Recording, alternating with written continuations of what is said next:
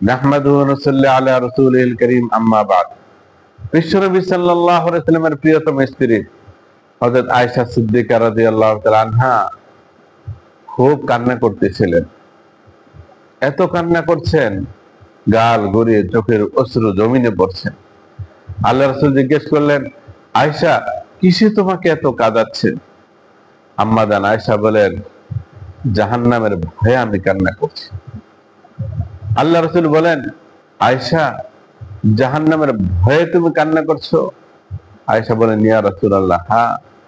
আপনি কি আপনার পরিবারকে কিয়ামতের দিন ভুলে যাবেন? আল্লাহ রাসূল বলেন, আয়েশা, তিনটি জায়গাতে এমন হবে কেউ কাউকে মনে রাখবে না। তার মধ্যে একটি হবে যখন নেকি বদি ওজন করা হবে, নেকামল এবং গুনাহ ওজন করা হবে, যতক্ষণ না পর্যন্ত জানতে পারবে যে তার নেকের পাল্লা ভারী হয়েছে কিনা। দ্বিতীয় জায়গাটি হবে কেউ কাউকে মনে রাখবে না। গুনাহগারদের আমল তো বাম হাতে চলে যাবে, আর নেককার পরহেজগারদের আমলনামা চলে আসবে ডান হাতে, যতক্ষণ না পর্যন্ত উম্মত জানতে পারবে যে তার আমলনামা ডান হাতে চলে এসেছে। আরেকটি জায়গায় কেউ কাউকে মনে রাখবে না, সেই জায়গাটি হলো পুলসিরাত, যেটা জাহান্নামের উপরে স্থাপন করা হবে। যে পুল পাড়ি দিবে নেককার মুত্তাকিরা চোখের পলকে, আর জাহান্নামীরা গুনাহগার তারা তো এই পুল পাড়ি দিতে গিয়ে জাহান্নামে নিক্ষিপ্ত হবে।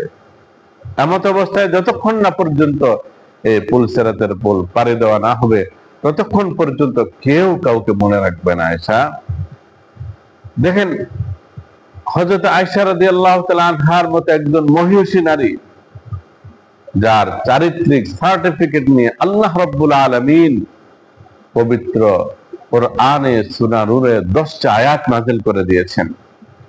নারীদের মধ্যে সবচেয়ে বেশি আল্লাহ রাসূলের হাদিস যিনি জানতেন, তিনি হলেন হযরত আয়েশা সিদ্দিকা রাদিয়াল্লাহু তাআলা আনহা, যার কোলে মাথা রেখে আল্লাহ রাসূল দুনিয়া থেকে বিদায় নিয়েছেন। এমনকি যার ঘরে আল্লাহর রাসূল শুয়ে আছেন, এমন একজন নেককারিনী, এমন একজন মহিয়সী সতী সাধবা নারী হওয়া সত্ত্বেও, আল্লাহ রাসূলের প্রিয়তম স্ত্রী হওয়া সত্ত্বেও জাহান্নামের ভয়ে যদি এভাবে ক্রন্দন করতে পারেন, তাহলে আমাদের কি পরিমাণে কান্না করা উচিত। রাসূলুল্লাহ সাল্লাল্লাহু আলাইহি ওয়াসাল্লাম বলছেন, কেউ যদি আল্লাহর ভয়ে ক্রন্দন করে, চোখের অশ্রু জড়ায় নীরবে নিবৃত্তে, ওই ব্যক্তির জন্য আল্লাহ তাআলা জাহান্নামকে হারাম করে দেন।